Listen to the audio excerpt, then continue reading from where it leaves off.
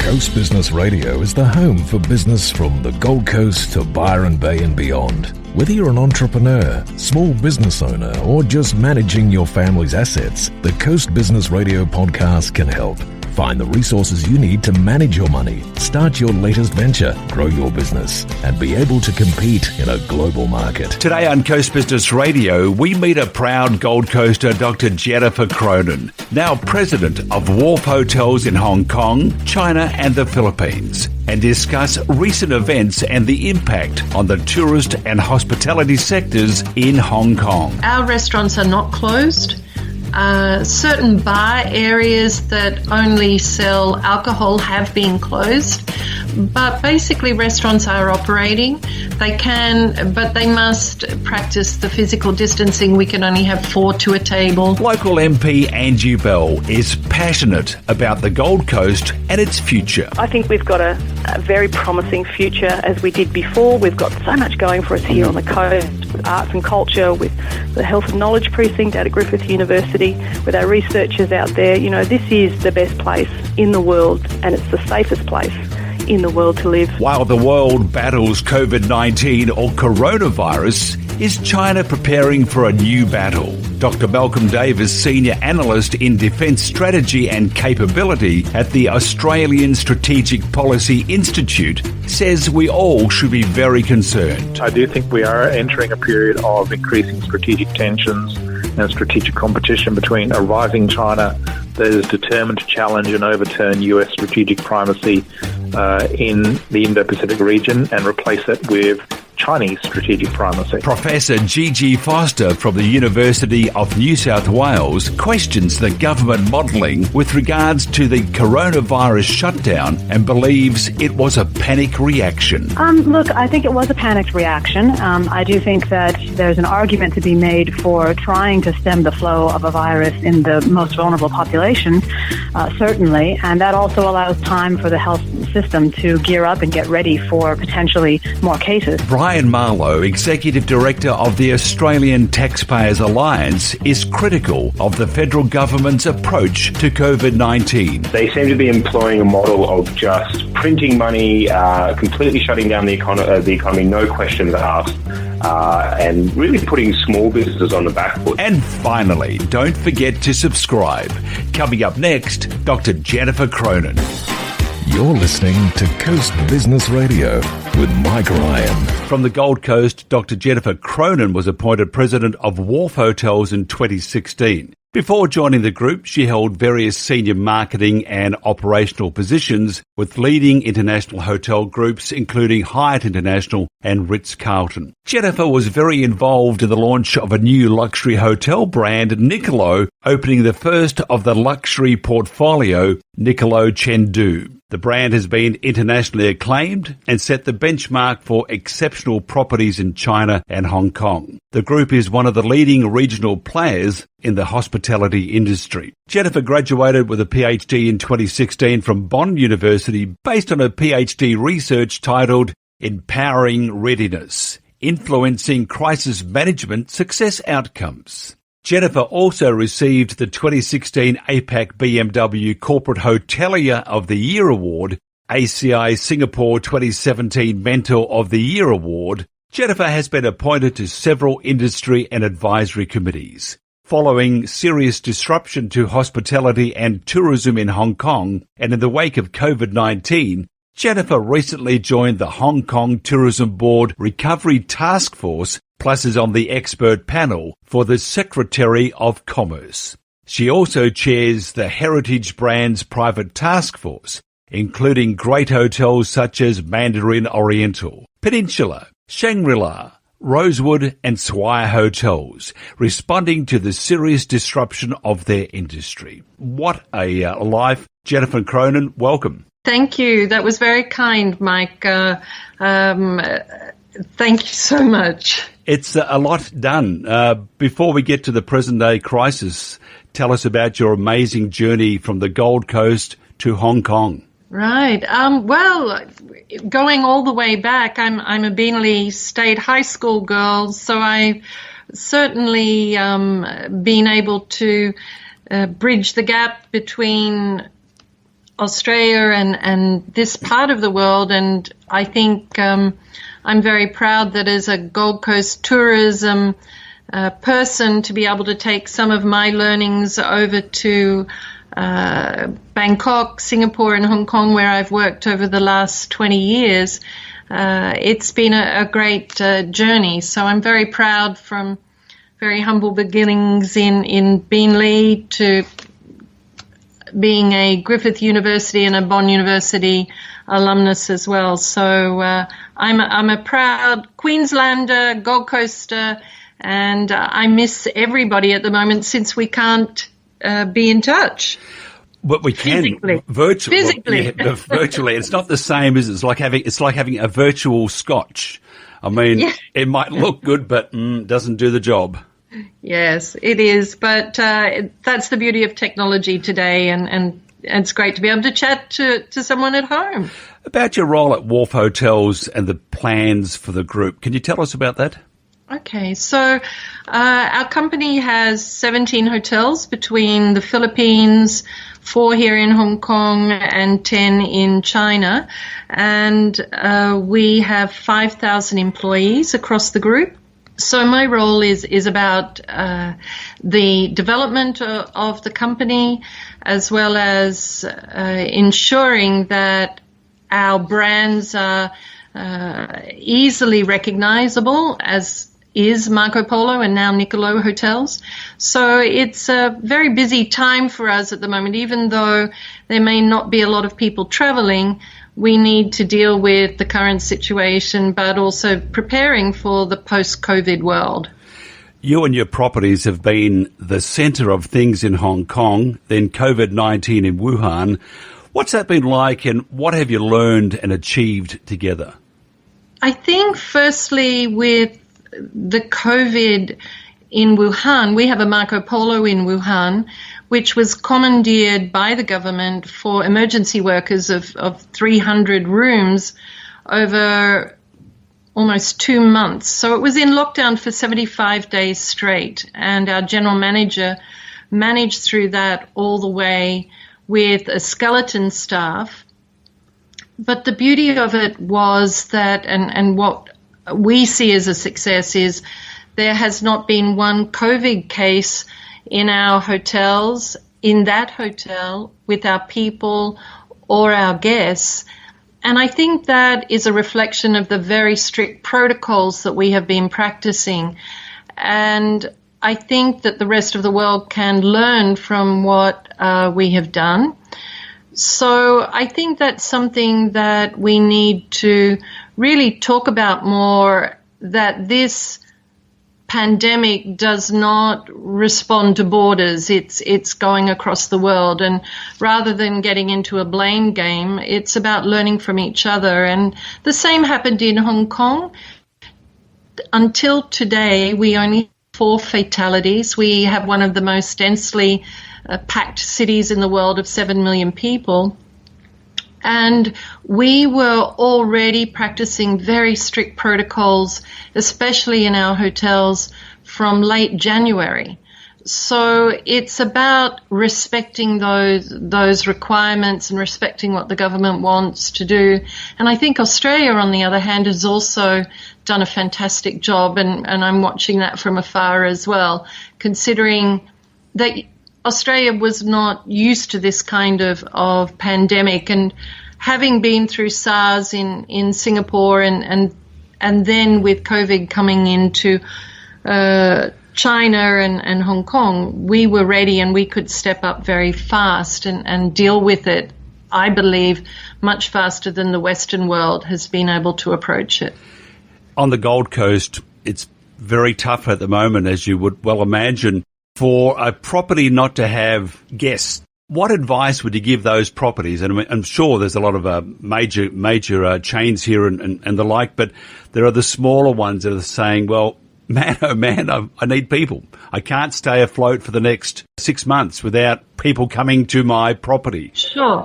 I think, and congratulations to the Australian government for coming up with the Job Keeper program. I think that is an amazing move by the government. And again, it's being used as an example here when we're dealing with the Hong Kong government. What we have done, because we have just here in our 4 hotels in Hong Kong, we have almost 1,200 employees. So how do we keep them busy with single-digit numbers in occupancies? And that's 2,000 rooms. So we have also the government here has announced some subsidies. So besides all the usual cost containment measures that we have taken, we jumped very quickly into doing CSR, corporate social responsibility programs, where we are working with our communities from all kinds of activities, because you also have to keep the morale of your employees as high as you possibly can, because there is a huge fear of the unknown. Fear of what the pandemic is doing to their families and their livelihoods, fear of will they have a job, what will the world look like after this.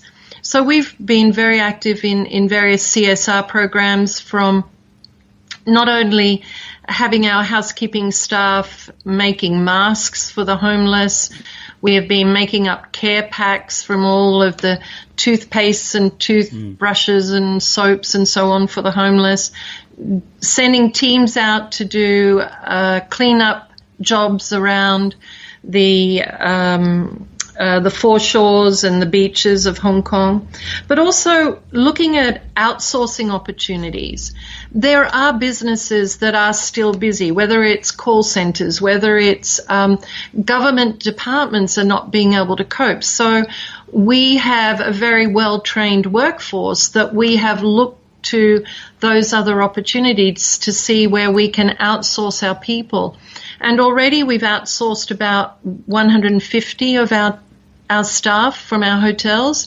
So again, it's showing them that we are looking for solutions and not worrying about what we can't do, but what can we do. I think that's a really important part of keeping everybody's spirits as high as possible and showing them that we're going to get through this together. Tell us about the work that you're doing for the Hong Kong Tourism Board and the Heritage Brands Private Task Force and its aims and initiatives. The Hong Kong Tourism Board has been hit very hard because we had 6 months last year of, as you know, the social unrest in Hong Kong.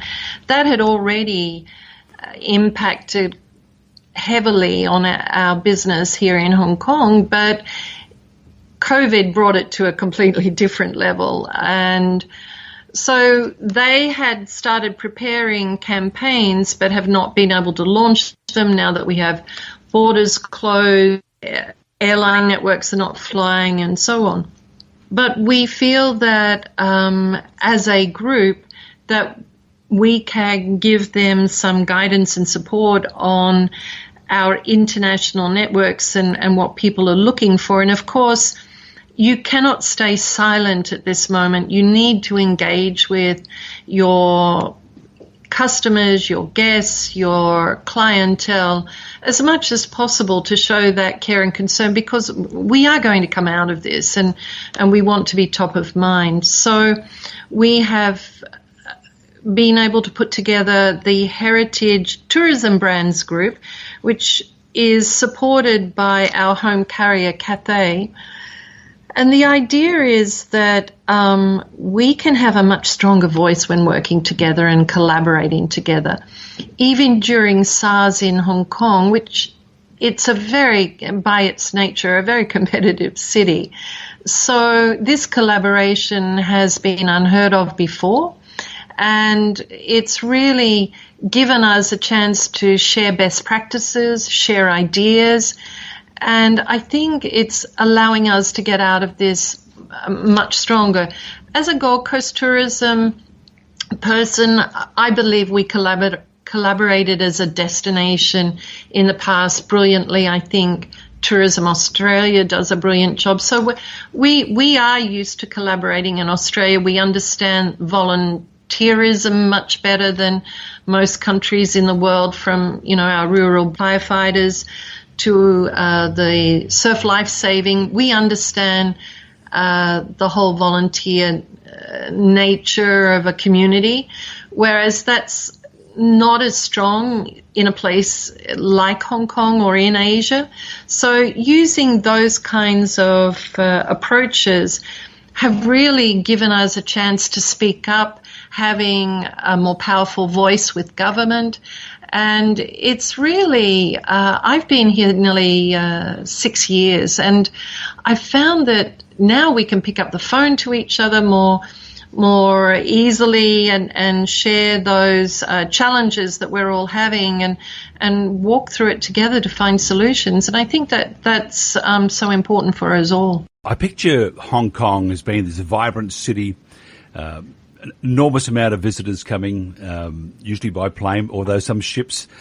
All this, just an amazing city, the gateway to mainland China. But what's it like right now? I mean, it's because I picture all the restaurants and the noise and the vibrancy. Is it still the same now, just using locals, or has it taken a bit of a hit? Well, it's definitely taken a hit. There's no question about that. But we are not under the strictest lockdowns that you're seeing now in Australia. Remember, we started this before the Lunar New Year celebration. So late January, we were already starting to physical distancing, and all of the health declaration forms were already underway. So the mask wearing is second nature in Asia.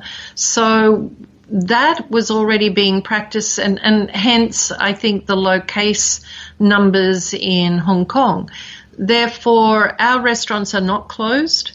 Certain bar areas that only sell alcohol have been closed, but basically restaurants are operating.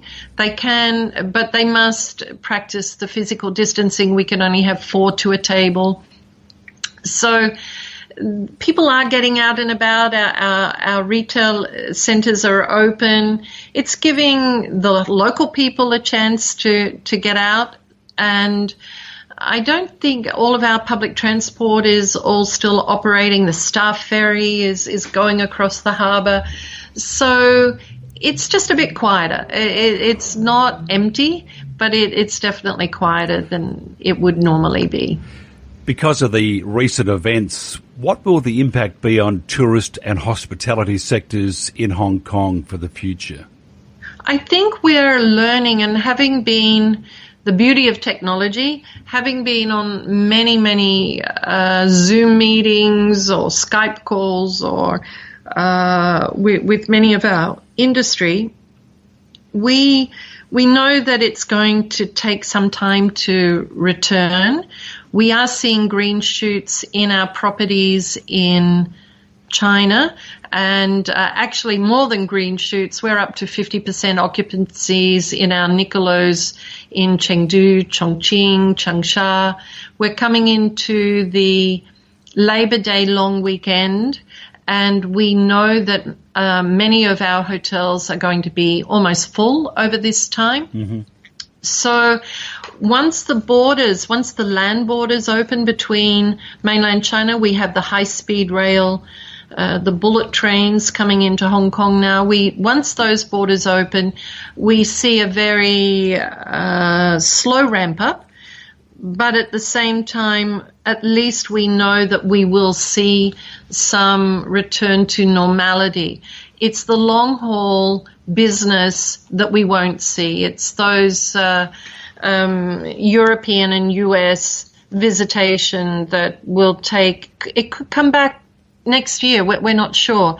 But we're all talking about those tourism bubbles, and if Hong Kong stays as free of COVID as we are today, let's hope that with an Australian bubble or an Australian-New Zealand bubble, that we can have that. And I could come home to the Gold Coast as well. But yeah, I think that we know that post-COVID world, the big events, the big conferences, we don't see them coming online for some time, because there's going to be a lot of anxiety and fear of those types of gatherings in the short term. You know the Gold Coast and the recent challenges of bushfires, COVID-19 and ongoing border restrictions. Any insights on the most important factor in recovery of tourism here? Well, in many ways, I think Australia and particularly the Gold Coast have always had great best practices that we can learn from. But it's definitely going to be the domestic market that we need to win the minds and the hearts of Australians staying at home, visiting the Gold Coast. When we were growing up and my first jobs on the Gold Coast, Australia was and supported the Gold Coast enormously, and it's only since low-cost carriers and the great airfares of the international travel that really allowed Australians to see the world so freely.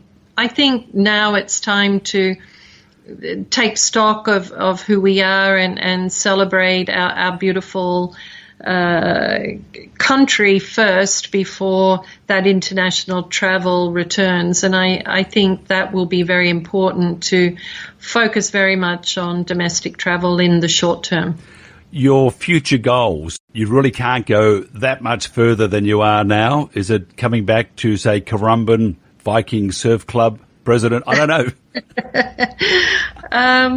I think we have a bit to do in a post-COVID world here, and I would like to be able to contribute. I would like not to leave my legacy being hotels on single-digit occupancies, and prepare everybody for a new world. It's almost like after 9/11, how security in airlines and the world, the international security world, changed.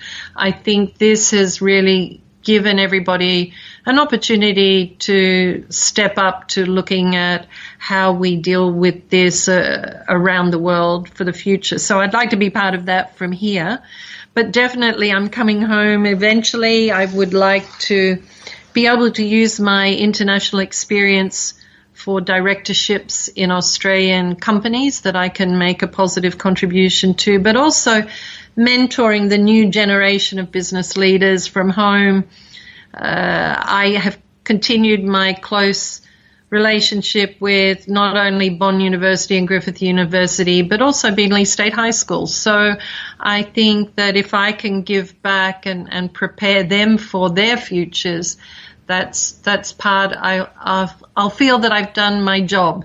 If somebody was thinking about the hospitality industry and moving right up the chain, right up to the very top, and you've probably been asked this a trillion times, but what would be your answer to someone saying, I want to get to where you got to? There's a lot of combination of factors. It's working with all of your mentors and reaching out to them and learning from them. I have so many in my life that, but a few special ones, definitely from the Gold Coast, Peter Doggett, Holger Hurley, who set up Conrad Jupiter's Casino.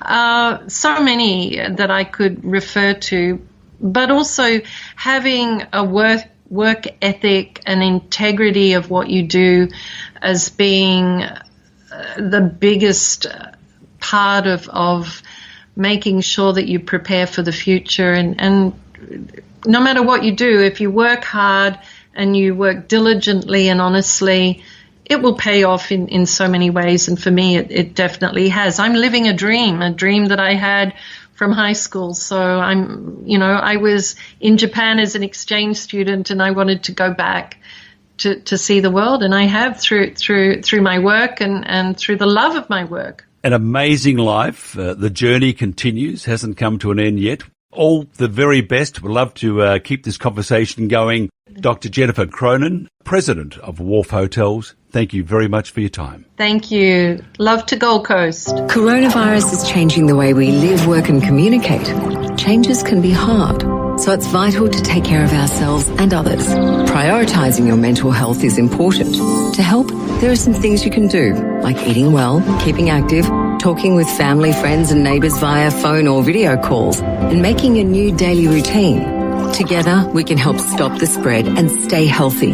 Visit australia.gov.au to learn more. Authorised by the Australian Government, Canberra.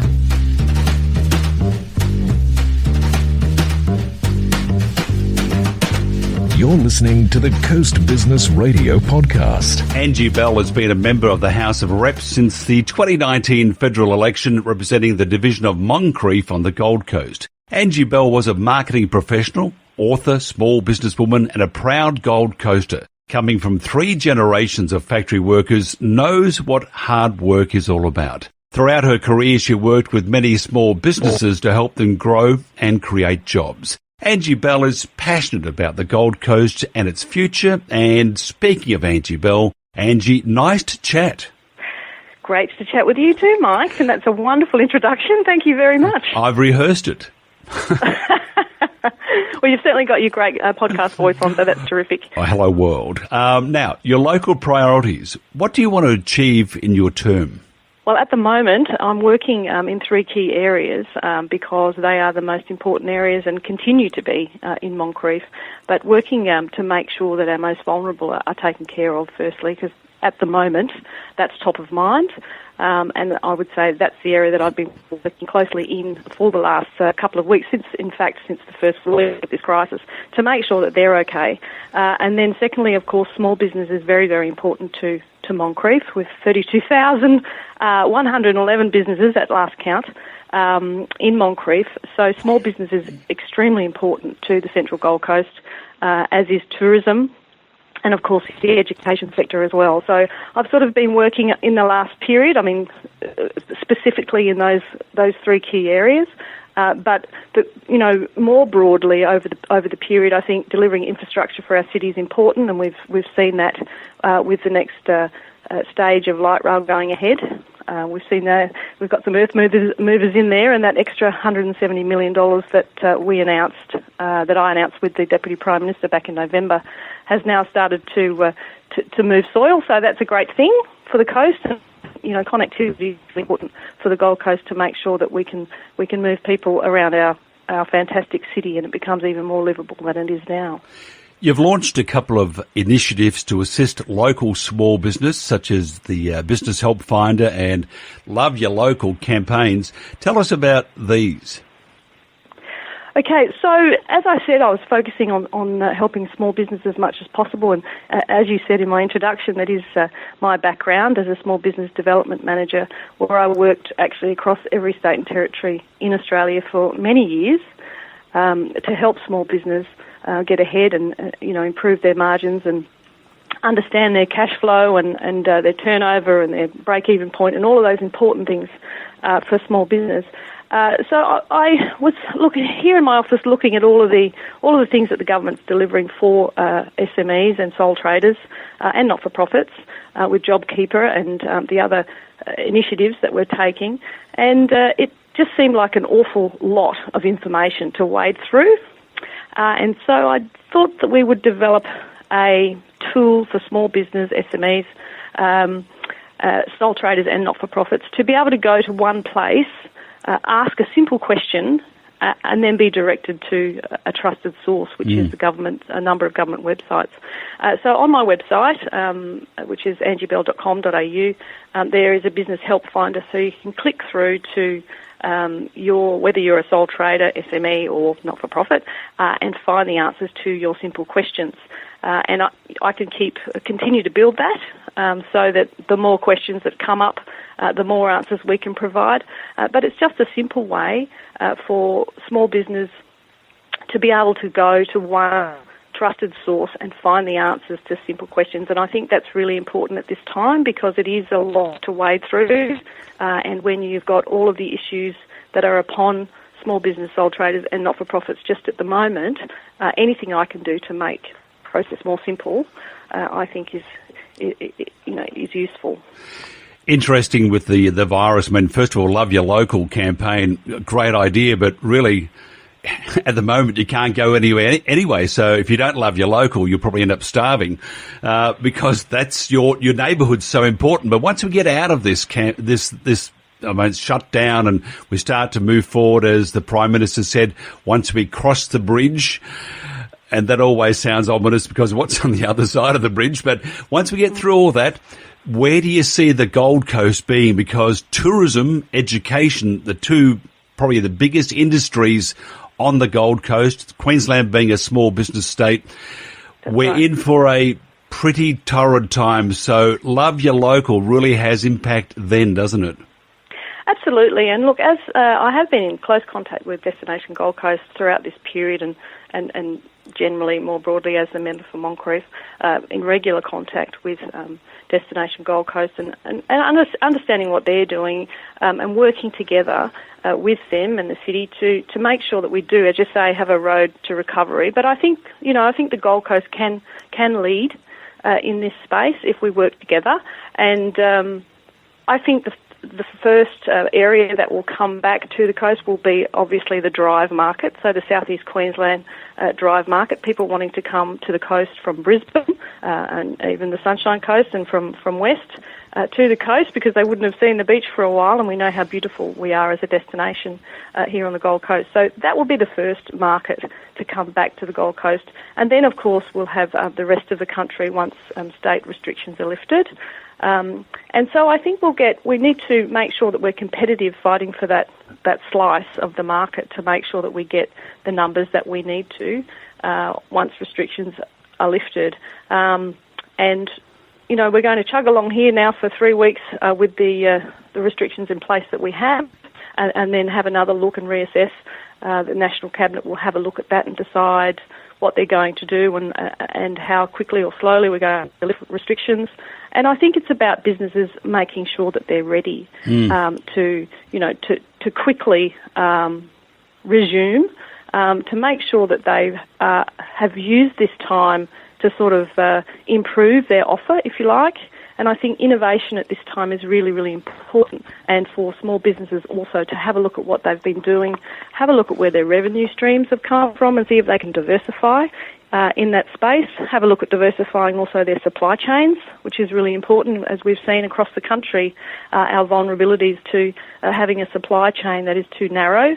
So diversifying so that some of your supplies, you know, come from local businesses or interstate businesses, or certainly national within the country borders, you know, supply chains that come from around the country, but also then really externally and from different countries. So I think they are really important issues right now, and we're seeing some stores unfortunately close down because their supply chains are too narrow and they only have one revenue stream. So really important that business takes the opportunity now to regroup, innovate and come out the other side ready to rock and roll, ready for growth with a new improved product, and I think that's really important. Are you finding there are issues with companies taking up JobKeeper, just not signing up or looking for ways to help the bottom line at the expense of maybe one of their employees? Well, look, surprisingly, here in Moncrieff, I would have thought we would have more small businesses in that position where they're having difficulty. But looking at our inbox over the last couple of, email inbox over the last couple of weeks, there's been surprisingly few who have highlighted problems with JobKeeper. I think the problem has been the period between when it was announced and when it's going to be implemented, which is the first week of May.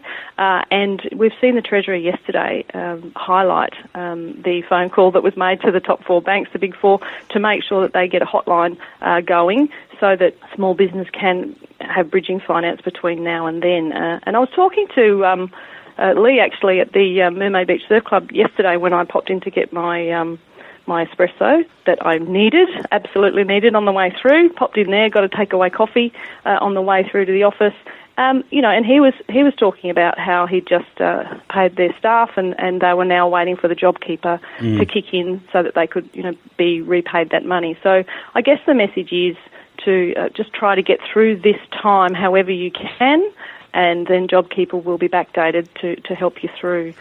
But it certainly saved a lot of businesses, and every business leader that I speak to, or small business that I speak to, is very grateful that the government put that in place.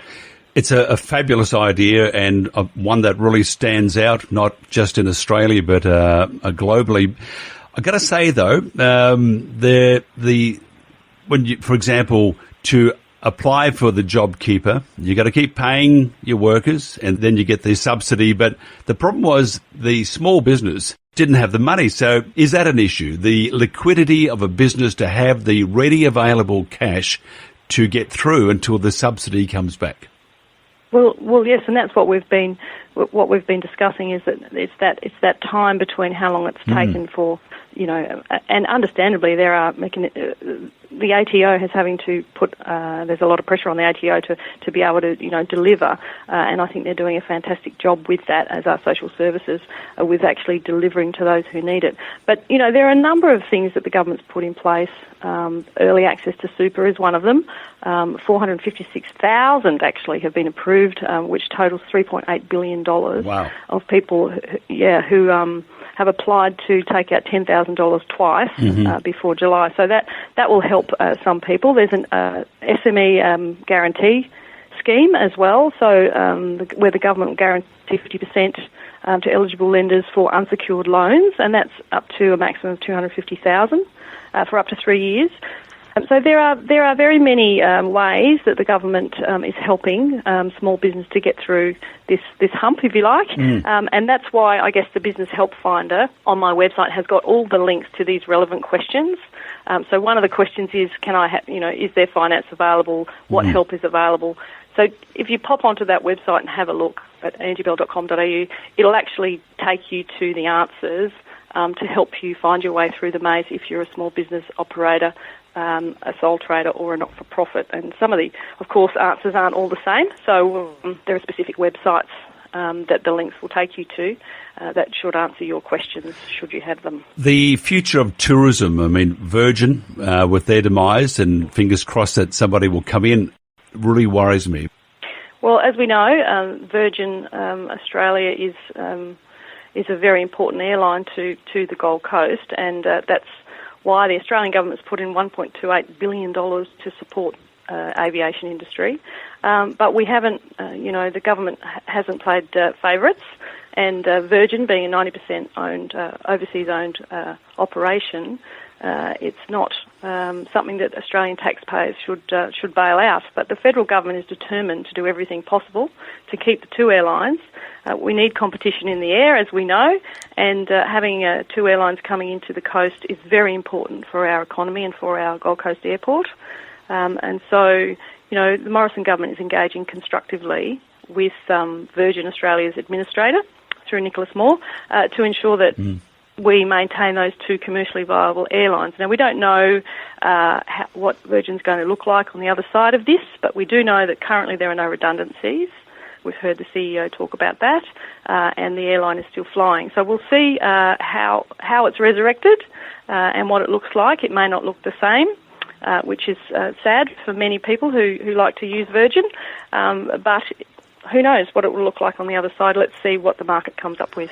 They were saying cheap airfares are now a thing of the past, and, for example, if they don't use or rip out the middle seat, make sure that you have the social distancing on planes, that the airfares for an airline to make a small profit, they're going to need to at least increase the airfare by 50%. If that happens, that makes tourism on the Gold Coast a little bit harder, doesn't it?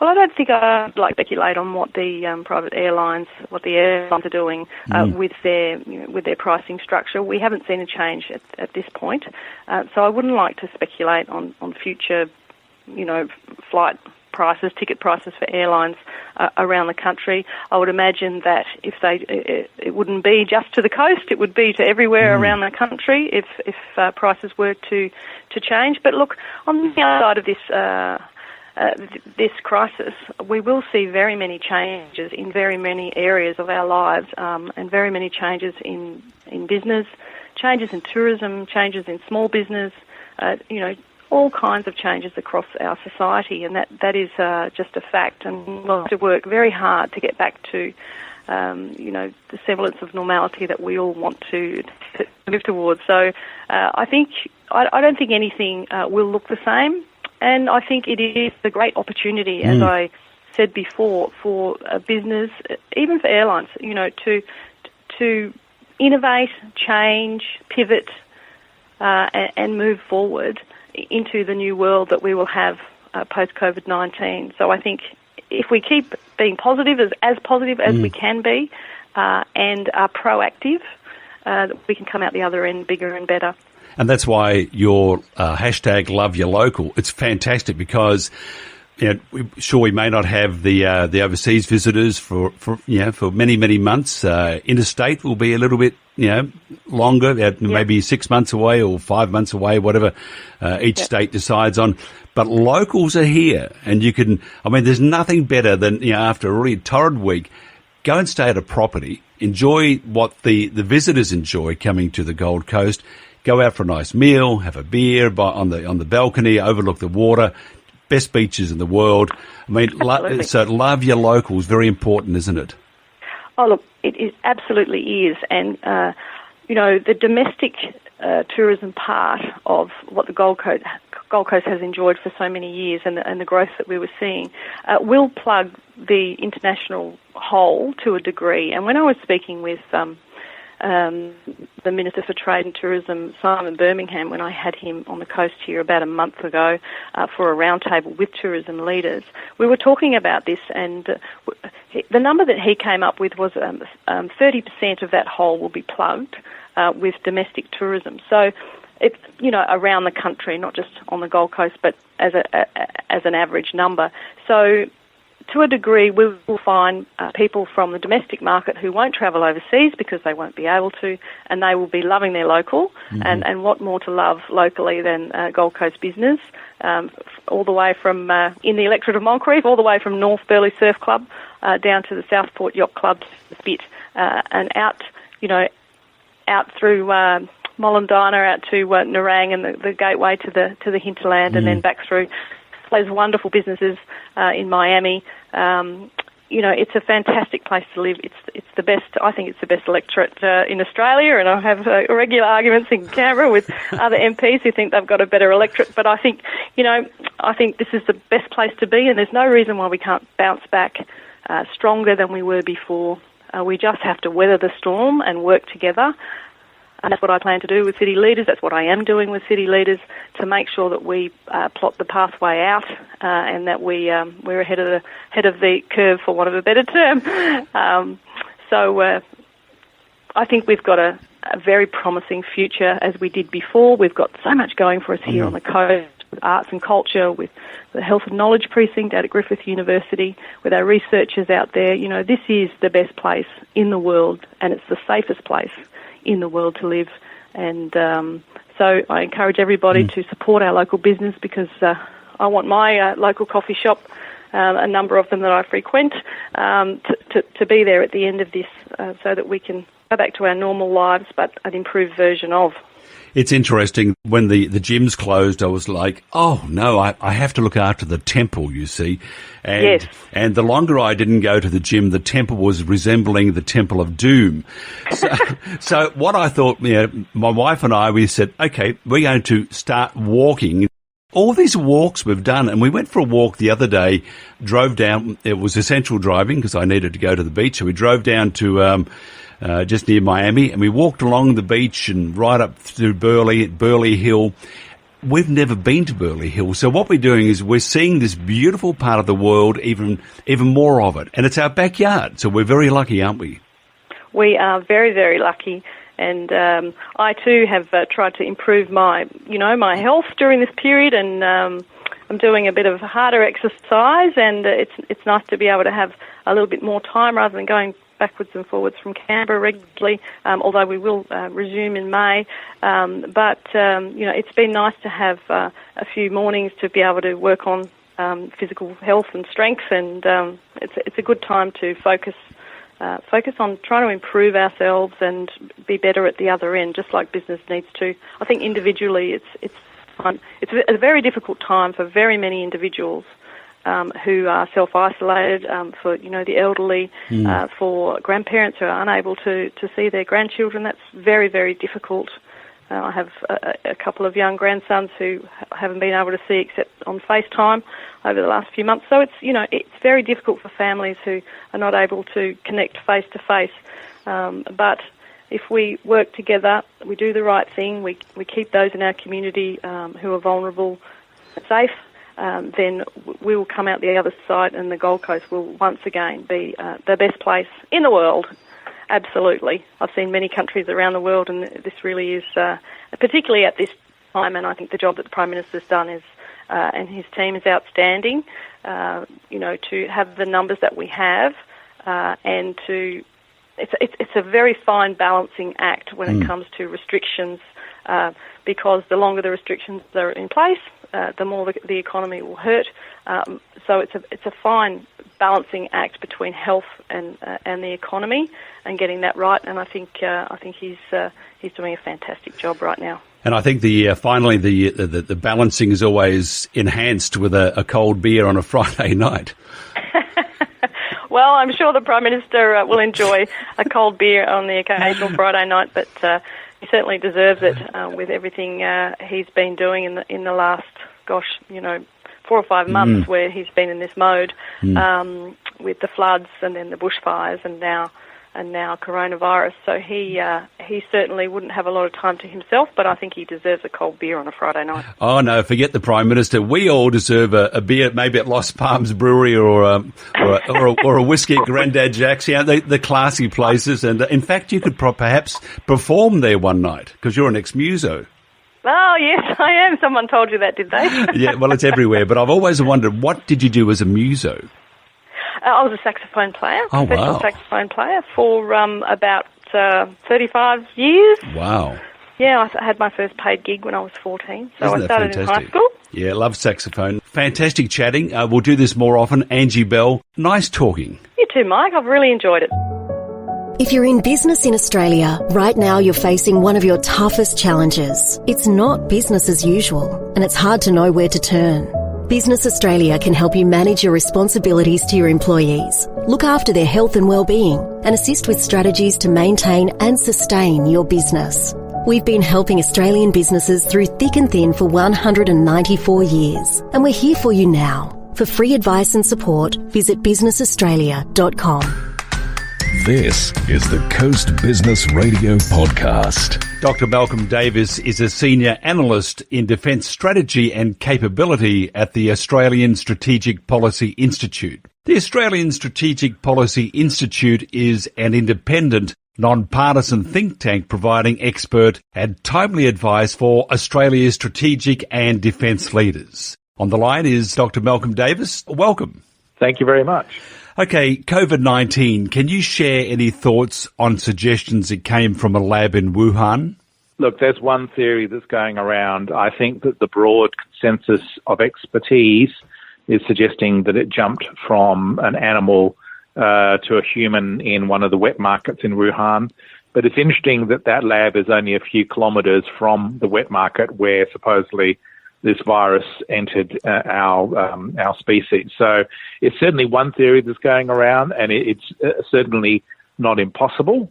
But I think on the balance of evidence, it's more likely that it came from the wet market itself. Just on the market itself, and correct me if I'm wrong, the market doesn't sell bats.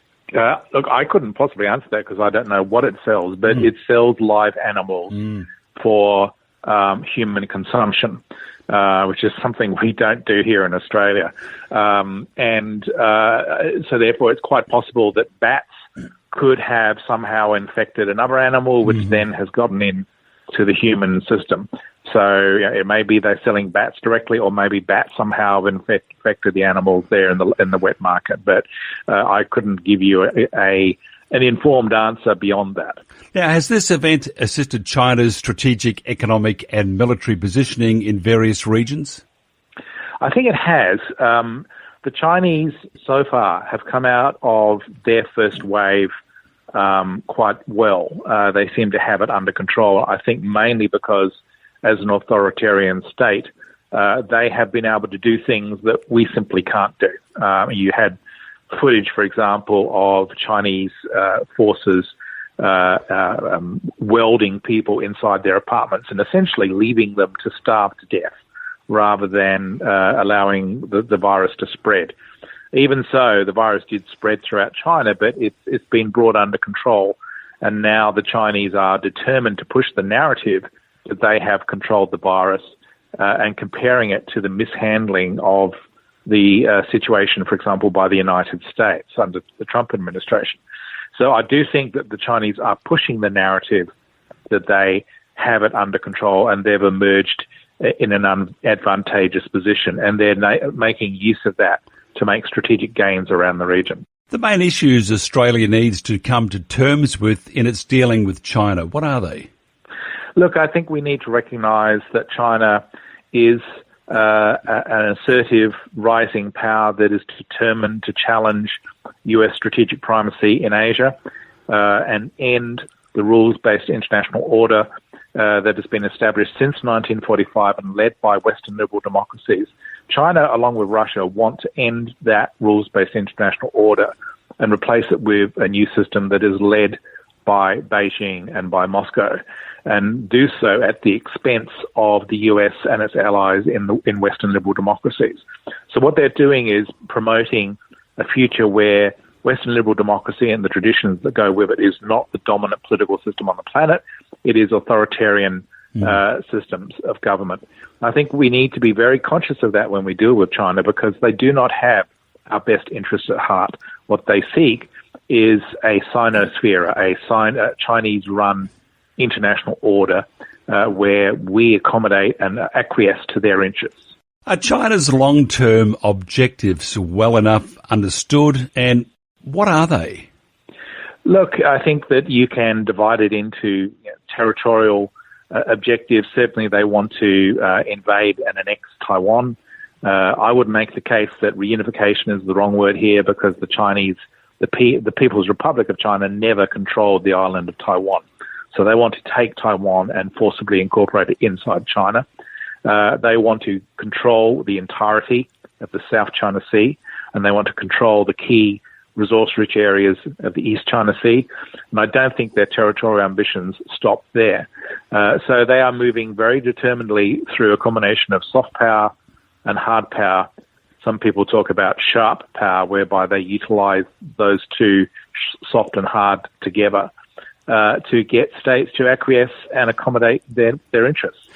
And they're trying to do the same thing with Australia in terms of using political warfare to shape our debate in this country, so that in the end, to borrow a phrase from Game of Thrones, we bend the knee to Beijing. And we shouldn't do that. We should push back hard. And I think the way to do that is to strengthen our alliance with the United States, to build closer defense and foreign policy relations with our Indo-Pacific allies to counterbalance China and ensure that there is a free and open Indo-Pacific region in our neighbourhood. As a theory, or as a sidebar thought, you would think now, if I was a military power and I wanted to create some advantage for myself, I need to create a distraction. Oh, we have COVID-19. That's a good distraction. So COVID-19 is out there and it's circulating, and the world is consumed by COVID-19 or coronavirus. In the meantime, activists in Hong Kong, South China Sea, they're still being ramped along by China. Can you see South China Sea, especially now with the US pushing back a lot more along with its allies, can you see that being a flashpoint in the fairly near future? I think it's a flashpoint now as we speak. You've got a US Marine Corps helicopter carrier, along with two destroyers, or a destroyer and a cruiser, I think, operating in close proximity to a Chinese aircraft carrier and a number of service combatants, all operating in close proximity to both Vietnamese and Malaysian forces in disputes over territorial claims within the South China Sea. So there is a potential for naval tension building up in the South China Sea quite rapidly over the next few weeks as these maneuvers continue. And all it would take would be one mistake on someone's part in terms of activating a radar or activating a system that could give the impression that someone was going to fire a weapon to touch off a fairly devastating naval conflict in the South China Sea. In the longer term, I do think that China will move more assertively to control the South China Sea and extend its claims beyond the 9-dash line to include areas such as Indonesia's Natuna Islands. It's, again, scary stuff, isn't it? It certainly is. Look, I think that in the 21st century, we are in a period where US-China strategic competition is intensifying rapidly. I would argue that we're in a pre-war period akin to the 1930s, and we need to be prepared for all sorts of potential scenarios coming in the next 10 years or the next decade in terms of how conflict could emerge between the US and China, perhaps over Taiwan, perhaps in the South China Sea, that could very quickly escalate and see Australia involved alongside the US to counterbalance and fight against China. That's a real possibility. We've become concerned about the Belt and Road Initiative. What's your thoughts on Australia's position? Well, look, we need to recognise that the Belt and Road Initiative, the BRI as it's called, is primarily a vehicle about expanding Chinese influence and presence along two primary axes, the Silk Road economic belt, which runs overland from China through Central Asia into Europe, and the 21st Century Maritime Silk Road, which, of course, as the name indicates, runs through the South China Sea and then out into the Indian Ocean and through into the Mediterranean. There's also a Pacific Silk Road that the Chinese are establishing into the Southwest Pacific. The primary role for the Belt and Road Initiative is to ensure China, firstly, has access to resources to sustain its economic development.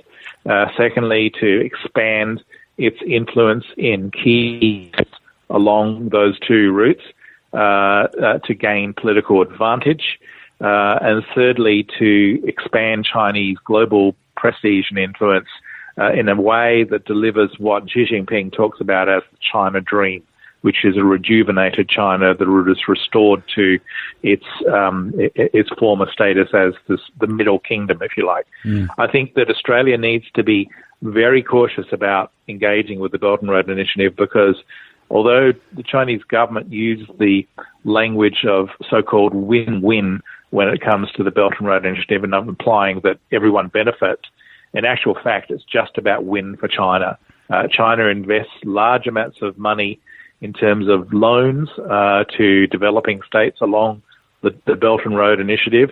And when those developing states can't pay back those loans, China then grabs assets, where it's a port or it's an airport, and uses that to its benefit. Obviously, Australia is not a developing state, but we do need to be very cautious about Chinese influence through the Belt and Road Initiative that ultimately undermine our national interests and our security interests. I see Victoria is sort of almost waving the Chinese flag. Some call it the Socialist Republic of Victoria. Should there be caution from the Victorian government in embracing all things Chinese? I think there should be. The Victorian Premier signed a deal, an agreement with the Chinese government on the Belt and Road Initiative, which he then refused to show to the Victorian people. That in itself is a source of concern, that the Victorian Premier would refuse to show the contents of an agreement, a secret agreement with the Chinese government. I think that the Victorian government needs to realise that any Chinese investment in their state has huge geopolitical strings attached. It's not a case of win-win. The Chinese will expect a compensation down the track in the form of the Victorian government offering them beneficial terms for other business deals, other investments, or political support for Chinese positions. And so I think that we do need to be extremely careful about taking Chinese apparent economic largesse at face value. It's not an act of good-naturedness. It's a purely mercantilist effort on the part of the Chinese government to benefit from those investments. Where do you see this whole thing with China, South China Sea, COVID-19, I suppose, the dissidents in Hong Kong, the loaning of money to various governments, strong and not so strong? Where do you see the whole region being in 12 months? Look, as I said earlier, I do think we are entering a period of increasing strategic tensions and strategic competition between a rising China that is determined to challenge and overturn US strategic primacy in the Indo-Pacific region and replace it with Chinese strategic primacy. The US obviously is not going to sit back and let this happen. Having said that, the US does have its hands full now with COVID-19, and that may distract its attentions inwards, which would be a source of great concern. But the Chinese will seek to capitalize on this and exploit this. And so if they see a window of opportunity where the US is not able to respond effectively, they'll move in to fill that vacuum. That's not happening at the moment, but it could happen in the future. And my big concern in the next 12 months is that the Chinese will make some move either against Taiwan or in the South China Sea that could lead to a military conflict of which Australia simply couldn't ignore. We couldn't sit back whilst American military personnel are fighting and dying against the Chinese. So we would be involved militarily. It's scary stuff, to say the least. Dr. Malcolm Davis, thank you very much. My pleasure. Now more than ever, business people need to network to thrive in business. BNI provides a structured and supportive system online that focuses on freely giving and receiving business. BNI online meetings are designed to create a virtual environment in which powerful business relationships are not only continued but also developed with dozens of other qualified business professionals. Now more than ever, BNI is changing the way the world does business. Find out more at bni.com.au and visiting a BNI group near you. You're listening to Coast Business Radio with Mike Ryan. Gigi Foster is one of Australia's leading economics communicators and a professor at the University of New South Wales School of Economics. She was named 2019 Young Economist of the Year by the Economic Society of Australia. A professor in the School of Economics at the University of New South Wales, she was awarded a National Citation for Outstanding Contributions to Student Learning in 2017. Born in Pittsburgh, Pennsylvania in the US, Professor Gigi Foster received her BA from Yale, majoring in ethics, politics and economics, and her PhD in economics from the University of Maryland. Gigi, welcome. Thank you very much for having me. It's a pleasure. Yeah, and navigating the world-class internet that we don't have. That's right, exactly. There's another discussion. From my kitchen here. How to spend $80 billion and still have third world, actually not even that, fourth world communication at our fingertips. It's incredible, isn't it? Yep. Okay, now, despite expert opinion, was an economic shutdown necessary at all?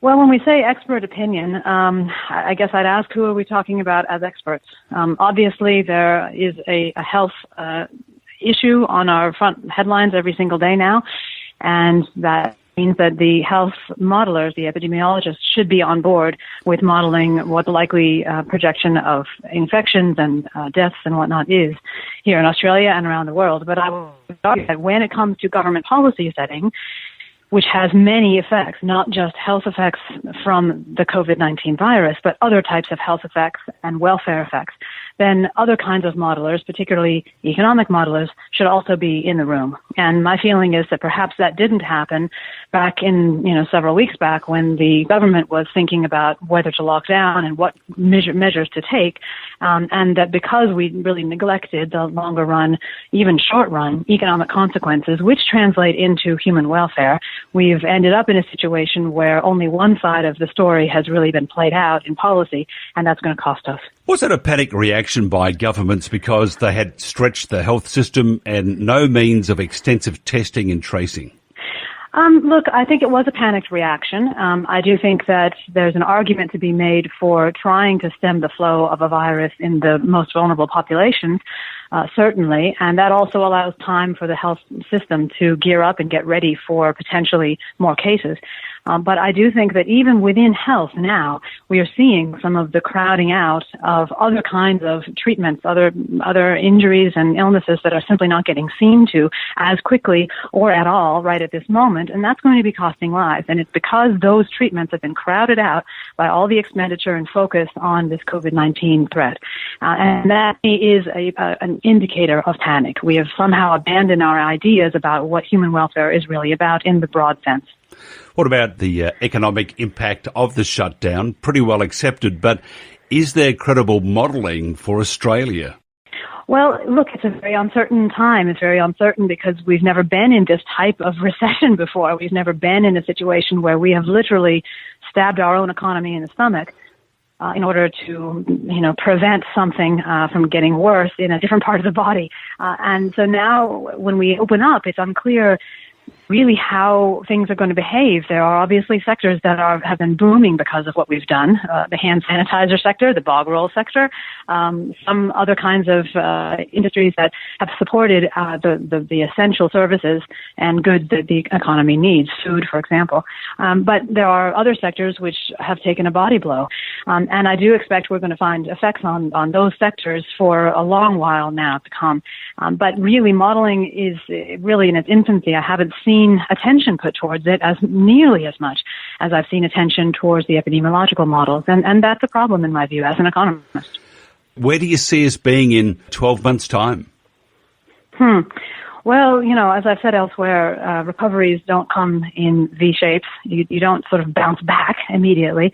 And the reason for that is because the link between suppliers and customers all the way up the supply chain to the raw materials, and including the links between employers and employees that are severed when you have this kind of extreme shutdown, don't just bring, life and have life breathed back into them when everything is over, when the lockdown ends. People have to re-find jobs. Companies have to re-find suppliers. Those links take a long time to rebuild, and so we should not be under any illusion that this is going to go away within a couple months. It will be with us still in terms of the GDP, in terms of jobs not being, worked enough by people. There's still going to be unemployment higher than it should be, higher than it otherwise would have been, and the industrial mix of Australia will still, be reeling from the effects that we're seeing of things we're doing right now, and so that is definitely a longer run problem, and I wouldn't even say it's confined to the next 12 months, because don't forget the effects that we're seeing right now on children who have been told to essentially stay home and study online. Good luck with the online bit. Look, it's not the optimal way. There's a reason why we have schools, and it's not just that schools are more effective in general than your average parent at actually educating a child in what they need to know to be a productive and functioning member of society when they get older, but also that schools help to counteract some of the regressivity that's in our society initially. So if you have parents who are very disadvantaged, economically, socially, educationally, etc., it's their children who are suffering the most right now. And those kids are home in not as functional families, potentially, in environments which aren't as rich in resources. They don't have the opportunity to go to school, and school is a great leveler of those sorts of disadvantages. And so we're depriving those children even more than they were already deprived, and they're going to be carrying that for the rest of their lives. What about housing? Do you see a major turn down in housing? Well, I do think that's likely, partly because some of the overseas investors who have, propped up some of our housing prices in the recent past will probably be less keen on coming to Australia if they have to be in quarantine for 14 days before they can go see properties. So I think that will happen. And I think, as part of any recession, you generally do see a dip in the prices of houses and a lot of other prices as well. Yes, I would definitely expect there will be an impact there. Does that mean that I'm going to immediately go out and buy a house? I'm still a confirmed renter. I actually prefer renting. I like the flexibility. I was reading last night, in fact, they were saying that it could be the value of property could drop by at the most 30%. Not a good way to be, is it? No, I think a lot of people are, particularly those who have mortgages, are going to be looking at those figures and breaking out into a cold sweat. I think that's a major problem, and that's just going to add, obviously, to the financial distress that these people are already under because of the issues in the labor market that we've spoken about. With this massive deficit that looms, how do you think the government will deal with the fallout? Oh, look, I'm not really of the modern monetary theory camp that says that, we can keep spending until the cows come home. But there is a moderate version of modern monetary theory, which I think has basically the same message as traditional monetary economics, which is that we need to calibrate the money supply to make it such that we have just the right amount of money to do the activity that we want to do in the real economy. So if we start spending more than the economy can really soak up with its activities, then we have a problem. And at the moment, I do think that JobKeeper program and other fiscal stimulus that the government have been doing are the right thing to do, conditional on already having stabbed the economy in the stomach, which they did. So once you've done that, you need to look after people. So I do support the stimulus packages, but at the same time, we can't just be writing checks forever. We have to get the economy moving again. If economic activity slows to such a snail's pace that there's just not enough activity to merit continually writing those checks, then that's where you get problems economically, and then I would worry about excessive deficits. Yeah. How do you see us managing the lifting of restrictions and the aftermath of the COVID-19 crisis? Well, I do think there are some obvious first steps to take. I think sending the children back to school is a no-brainer. We should absolutely do that as soon as possible. Certainly in my state of New South Wales, we're right in the middle of school holidays now. The kids could be brought back to school for the next term. I think that would be optimal for everybody concerned. And I do think that then you start to think about what Sweden has done, which is not to have a lockdown, but to essentially say, look, we know this is dangerous. We don't want you to catch it necessarily, but on the other hand, we also don't want to prevent you from going out to a restaurant, to a cafe. So I think those sorts of internal tourism type, hospitality industry companies would be the ones to open up next. And I think domestic travel should open up. Now then, I think the main blocker is going to be people saying, well, we can't open the international borders because we're just going to get people coming in and infecting us again, right? In a second wave potentially, and maybe a worse one because, of course, Australia is heading into wintertime now, and this virus may, it seems, like, warm weather less than it likes cold weather. So I think that's going to be the biggest blocker. But if, we're doing it, yes, I would open up the schools immediately, then the hospitality sector, and then everybody else, basically. A comment on how other economies have dealt with the virus, including the US of A with Donald Trump, who I like.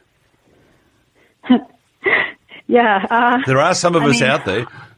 We do like him. Yes, definitely. Yeah. I like what he's been saying about this lockdown, essentially, right? Which is that we have massive economic effects of it, and we need to get the economy moving back up as soon as possible. I very much agree with that. I think that he and other world leaders who may initially have wanted to stay away from lockdown found it impossible to toe that line in the face of public opinion after a certain point. And there was, as you probably know, a big model that came out of Imperial College London in the UK, which I think significantly influenced that economy's position, the government's position there. And now the UK is, locked down even more stringently than many other places, including Australia. So I think this has been a case of sense being trumped by panic. And yeah, I do agree with Trump. We should get the economy back moving as soon as possible. It doesn't mean I agree with him about everything, but on that point, yep. I don't think many people do agree with everything, but at least he uses social media to its fullest. Sometimes not to the greatest, but to the fullest. Yeah, I think, go Donald.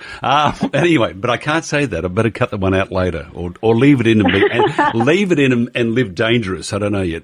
Now, finally, I know how that feels. Yes, it's pretty scary. Is Australia very vulnerable, even if we have been seen to have achieved a rapid flattening in the curve and the infection rates? I mean, we are no more vulnerable, I think, than many other developed countries. If anything, we're probably slightly less vulnerable because we have, at the moment, a warm climate, and even in the wintertime, it's reasonably warm, and a reasonably healthy population relative to some developed countries, a reasonably active, sporty sort of culture, not as much kissing of the grandparents and the grandchildren, which I think helped to spread the virus in Italy. Mm-hmm. And, you know, we have sunshine. So, I mean, we're doing pretty well anyway from the start. But I do worry a bit about the fact that we're heading into wintertime. And again, the virus may be more virulent in a second wave. Now, ultimately, you don't eradicate a virus that has spread this far in the globe. It's not actually on the cards. So I think one of the things that hasn't happened from the very start is the sketching of an end game for the policies that we've seen. And I still haven't seen that. What is the end game other than herd immunity? And I know people don't like to talk about that. It sounds like a scary thing. Oh my gosh, we're really relying on so many people being infected. But there is an argument to say, what is the alternative? Are we just going to sit on our hands until a vaccine comes, which it may never happen? It may never come because this is a coronavirus, which is like the common cold. We don't have a vaccine for that. So, you know, I think the most we can hope for is that in the shorter run, in 6 months or so, we will have several treatments which will lessen the case fatality rate. And those treatments will be made widely available. And so people who do catch this thing and go down hard have a good chance of surviving it anyway. And then the governments can spin the line that, hey, we've achieved victory or essential victory over this virus, reduced it to the severity of, you know, a bad flu, and we can move on with our lives. And that would be great for humanity in general. I have to say, you're actually sounding more positive than I am. And I sit at home at night looking at the bottle of whiskey and then realizing I can't afford to buy it. So I just look at the empty bottle. But I see the world as being ruined at this stage. And the longer this goes on economically, which becomes everything for us, I can't see a way out for many, many years until they, for example, you go to a bar. You can't get too close. So you got to have that 4 metre rule, which they have. So therefore, the bar can't make any money anyway. This is exactly. You're absolutely right. At the moment, with the mentality we have about this illness, that's the problem. People aren't going to return to their normal ways. No. That's why it's so important to find a different message. The governments of the world need to find a different message, and the message, I think, has to be something along the lines that we've achieved victory, moving on. That's got to be the message, because that's the sort of message that has worked in the past, even when true victory hasn't really been achieved. I mean, think of wars, right, which haven't fully ended, but somebody in power has claimed, oh yes, we've, achieved what we wanted, and then everybody forgets about it and they get on with their lives. And that's basically what we want in this case. So the question is how to provide the governments around the world with enough ammunition to be able to make that claim credibly in the face of the existing fear that we still have. And that's why I'm hopeful about treatments. I think, for example, proning, which is simply turning people onto their stomachs when they're getting low in oxygenation of their blood, apparently this is a treatment that can prevent or at least delay people getting onto ventilators. That can be, touted as, hey, look, we found something that, works to reduce symptoms. It works to reduce the fatality rate. Once we can get some studies of that, some robust evidence, then we can make a claim and the governments can play that. So that's for me the most hopeful scenario. All very, I think a better word than interesting, but that's all I can think of without swearing. So all very interesting, the future for us. I mean, but finally, it sort of reminds me of, the skit of the plane in trouble, and it's about to crash, and the pilot says, look, we have all the safety measures worked out. What we want you to do is grab your ankles and put your head between your legs and kiss your butt. And maybe a few Hail Marys may not go astray. I really hope it's not like that. Look, I hope so too, and I do think that the analogy to belief in superstition or supernatural or something to save us outside of ourselves. That is a very natural human desire. And I think in this case, it's just good to have a bit of a sobering reality check. We are the ones who are responsible for dealing with this crisis in the most humane way possible. And that's why I'm speaking out, because I think that calling has been missed by most of the governments of the world. Gigi Foster, Professor Gigi Foster, thank you very much. Thanks very much for having me. It's a pleasure. Hi. Mayor Tom Tate here. We all need to change how we do things right now. It's not always easy, but small things can make a big difference. If you need to buy food or do some exercise, please do it in your own neighbourhood or suburb. Staying close to home will keep everybody safer. And remember, we are all in this together. We're talking business. Nothing but talk. This is the Coast Business Radio Podcast. Brian Marlow is the Executive Director for the Australian Taxpayers Alliance. The Alliance is an activist and advocacy organisation committed to representing the everyday Australian taxpayer. Through grassroots campaigning, they oppose overregulation, wasteful spending and burdensome taxes. Their mission is to transform our nation and build a better, freer Australia. Brian, welcome. Thanks for having me. Okay, the Australian Taxpayers Alliance has been critical of the federal government's approach to COVID-19. What should they have done better to contain the virus and for the economy? I think in terms of containment, some of the steps they put in were probably just a little bit too late. They were still a lot earlier than what we've seen in other countries, so we can't really criticise them too heavily in terms of the containment.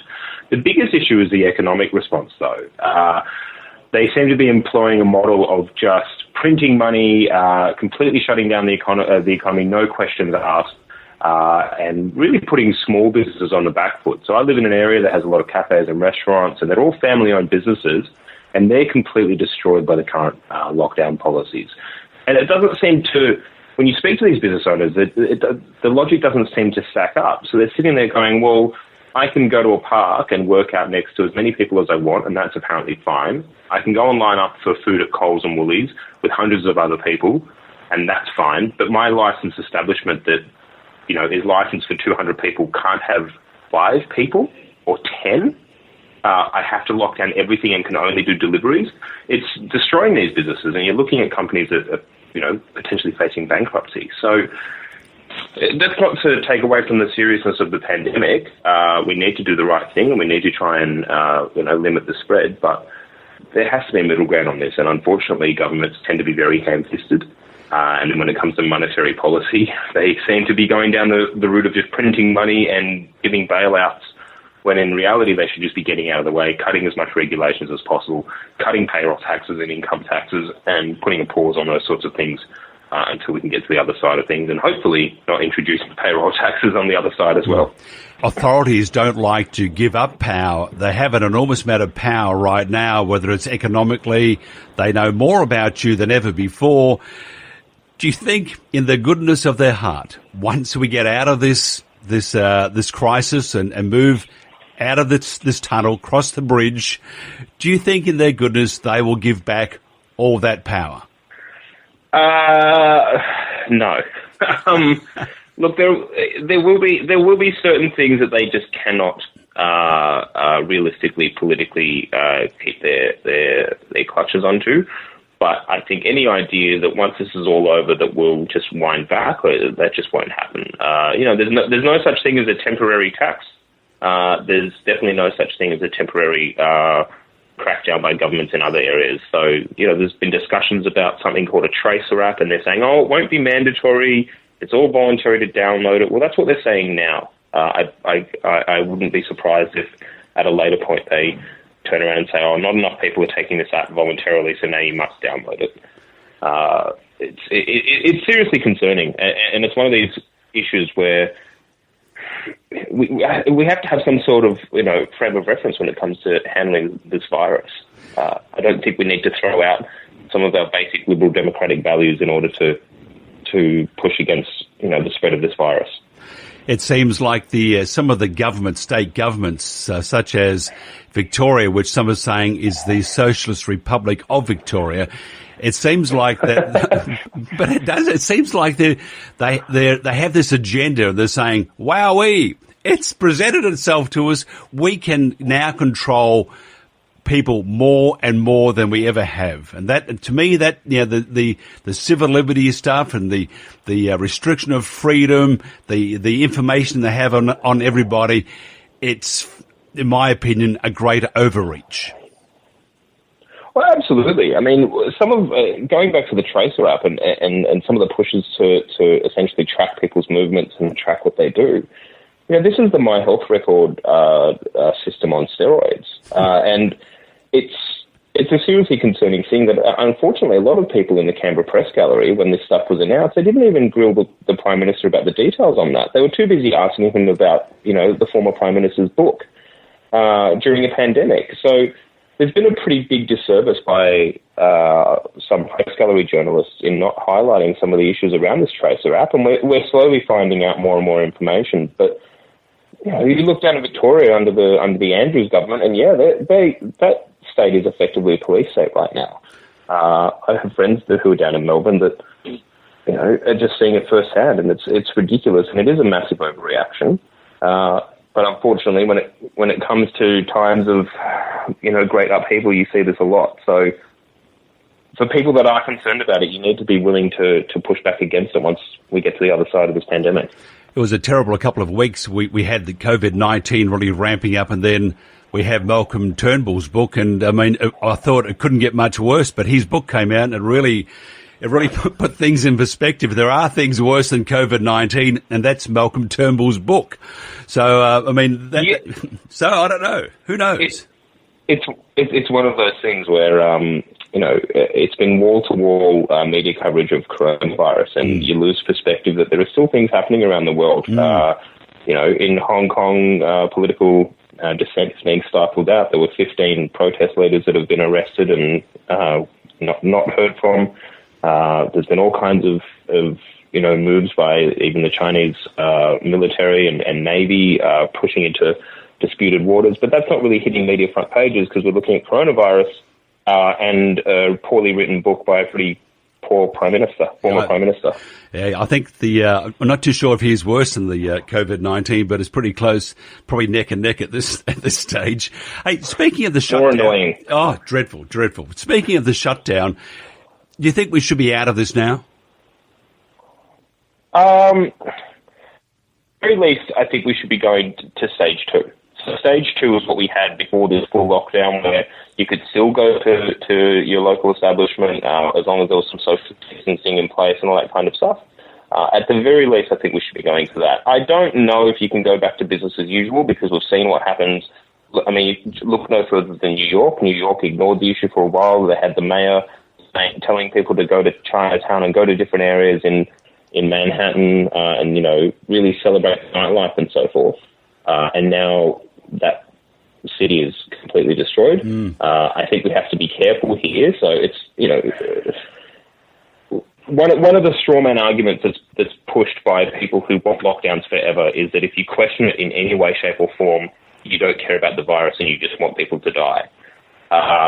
I also care about businesses being shut down. I would love to see the economy opened up entirely. I don't think that's probably feasible right now. But at the very least, why can't we go back to stage 2? We're looking at the case numbers. We know that we got ahead of this and that we've eased the burden on the health sector. ICU beds are not overflowing in this country as a result of that. Why can't we roll back just a little bit? There are restaurants and cafes just around where I live, and the owners are talking about shutting up shop completely because they don't have enough money to pay rent, let alone wages.